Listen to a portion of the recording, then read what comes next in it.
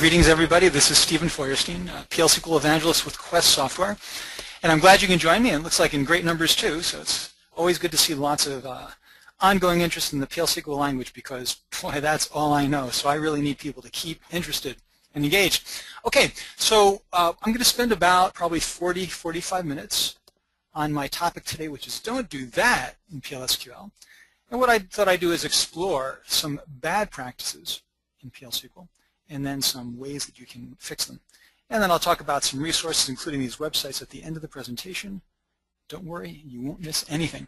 So best practice this, best practice that. Everybody talks about best practices all the time. I've actually published a book of a couple hundred pages on Oracle PL SQL best practices, and it's definitely good stuff to talk about. And what it does is talk about what you should do, the best way to do things in your code.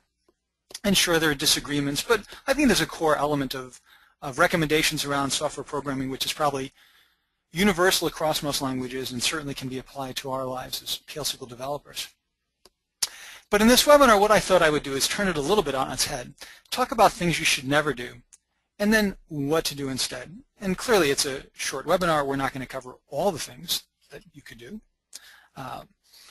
So if you come out of the other end of this webinar hungry for more, which I certainly expect you would, then please accept my invitation to attend a special 2-day training I'm doing for SkillBuilders in the Boston area, in Needham, Massachusetts, on December 14th and 15th. And it's going to be a focus on best practices, so I'm just covering a number of items at a fairly high level today. I'm going to go into all of these topics in much more detail and way more beyond that, and I will also talk about all of the Oracle 11g new features for PL SQL developers, which I don't talk about at all today, and there's some really amazing stuff there.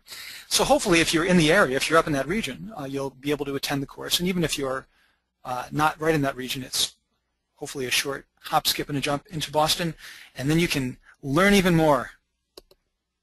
And I'll provide more links as we go down through the website, but essentially skillbuilders.com/my initials, SF, and you'll come right to that page.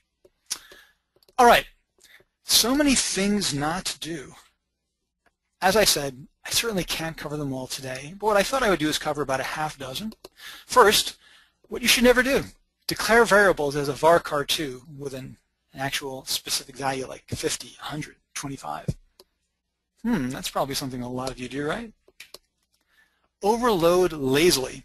Hopefully you all know what overloading is. I'll come back to it soon, but if you're not careful, you can be kind of lazy, which means essentially in the world of programming, copy and paste and end up with a small disaster on your hands, or at least code that's quite difficult to maintain.